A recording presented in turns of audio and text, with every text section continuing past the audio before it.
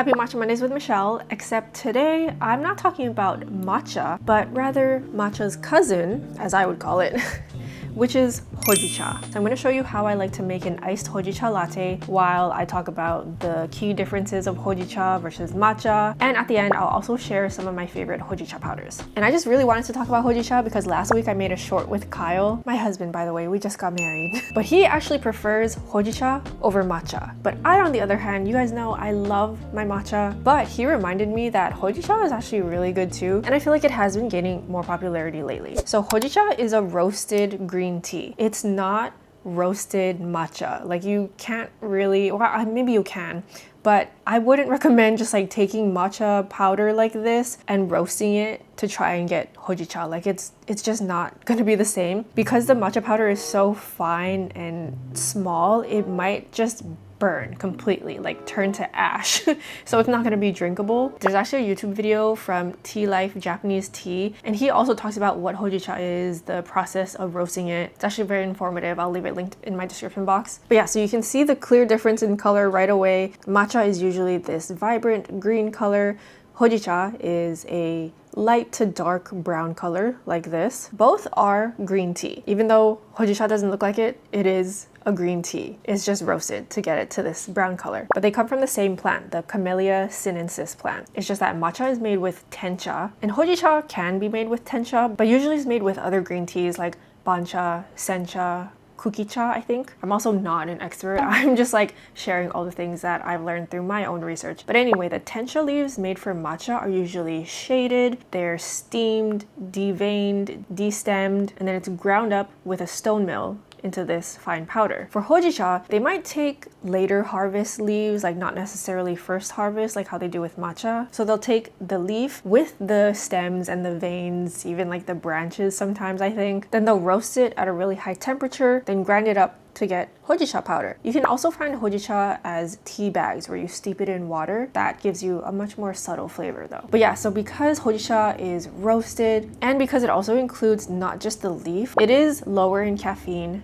than matcha. So if you're very caffeine sensitive, or if you want something to enjoy later in the day but you don't want to be up all night, then HOJICHA is a great option. But also, this is the HOJICHA that I'm using today. This one is by Mucha Matcha. Look at this adorable packaging. They did gift this to me a while ago, so thank you so much to Mucha Matcha. This one is their chestnut Shizuoka HOJICHA. This one goes for $15 for 30 grams. So that's 50 cents per gram. And this matcha is from Shizuoka. It's made using sencha leaves, and it was made by dark roasting first harvest Yabukita leaves. So yeah, sometimes HOJICHA is made with first harvest leaves, sometimes not. But I like that they also list the harvest and the cultivars, because for some HOJICHAs, you don't get that information. So I really like that they're like very detailed about that. So for HOJICHA, I usually like to take 4 grams. HOJICHA tends to have kind of a lighter flavor compared to matcha. So my ratio for HOJICHA is different, but I do always sift it as usual. You can prepare it pretty much the exact same way as matcha. The notes of HOJICHA are also more smoky, roasted. Sometimes it's like cocoa, sometimes it's like coffee. So it is different from the umami, the grassy earthiness of matcha. And usually a lot of people that like coffee tend to like HOJICHA a bit more than matcha because they're like a little bit more similar. So I just added 30 grams of water. I used the same water temperature as matcha. I did 170 degrees Fahrenheit. The water temperature doesn't matter too much, I've found, at least in my experience, but I do like to use a little bit less water. For matcha, I'll usually do a 1:10 ratio. So for every gram of matcha, I'll use 10 grams of water. But for HOJICHA, because it is a slightly more subtle flavor, I like to use a little bit less water per gram of HOJICHA. And I'm also just whisking exactly how I would whisk matcha, just for like 30 seconds to a minute. And sometimes you get a really nice microfoam, sometimes I don't. With this one though, I get a really nice microfoam. So it's very satisfying. I usually don't drink HOJICHA by itself though,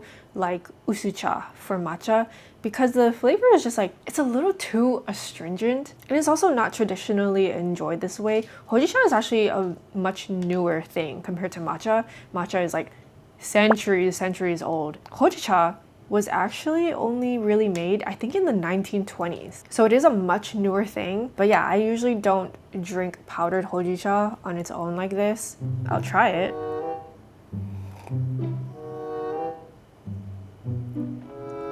Yeah, it's like really astringent and bitter. Even as usucha, like I'm drinking it kind of like koicha style right now, but even as usucha, it's still got that like very astringent bitterness. So I wouldn't recommend it. That's why I usually just drink it as a latte. But if you like to drink it by itself, that's totally fine too. Yeah, admittedly, I don't drink hojicha nearly as much as matcha. Like I drink matcha every day. I like sometimes drink hojicha, maybe only a few times a month though. So I'm actually still pretty new to hojicha.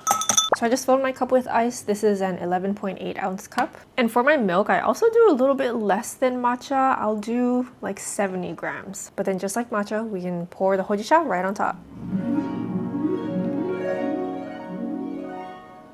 Wow, that was gorgeous. I usually can't get like a nice solid layer like how I can with matcha. It usually does sink like this, but that's okay. Still looks beautiful. And let's mix.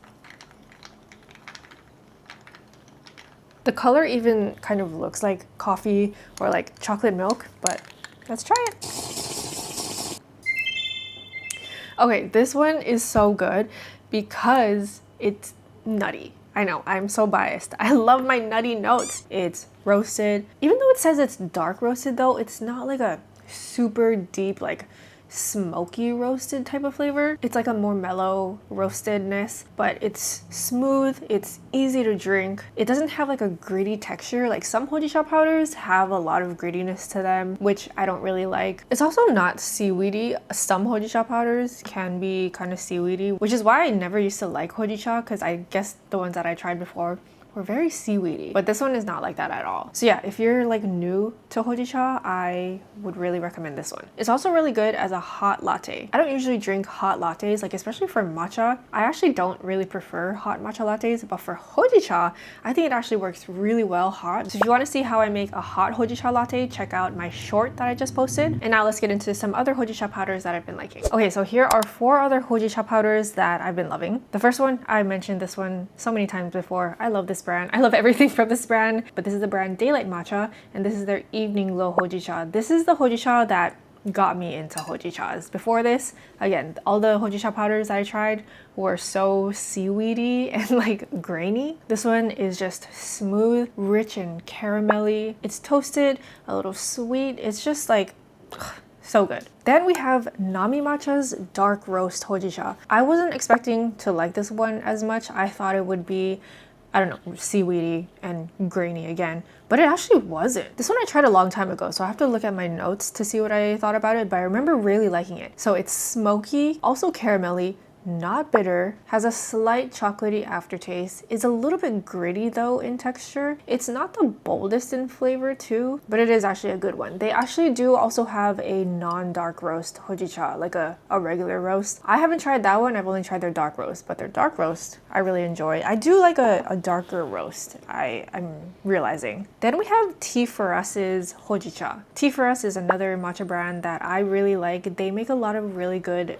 matchas that are nutty. But this hojicha is slightly bitter actually in the back of your tongue, but I actually don't mind it. This is also a dark roast and it is a little bit nutty. It's sweet. Overall was just very easy to drink. Almost tastes a little bit like matcha actually, like a roasted matcha, which I actually think would be really good for beginners actually. Beginners that like matcha but want to get into hojicha, I think this would be a good one. And then we have Memento Matcha. This is their dark roast hojicha. This one is a very dark color. This is a super dark roast. The color was very surprising, the darkest one that I've seen. This one was a little bit grainy, like there was some of that sediment feeling on my tongue, but the flavor of this one was really good. This one is super chocolatey, like cocoa powder. Very smoky too, and very earthy. Kind of like matcha, like that earthiness that matcha has, I kind of got that with this one. It's also nutty, it's rich and creamy. So this one like packed a nice punch. So yeah, all of these are great with milk. So yeah, these are the hojicha powders that I've been liking recently. I'll link these all in my description box. Let me know if you guys have tried hojicha before. Do you like it? How do you like it compared to matcha? What's your favorite hojicha powder that you've tried? Like this video and subscribe if you haven't already. And I'll see you next week, probably back with matcha again. Okay, thanks for watching. Bye!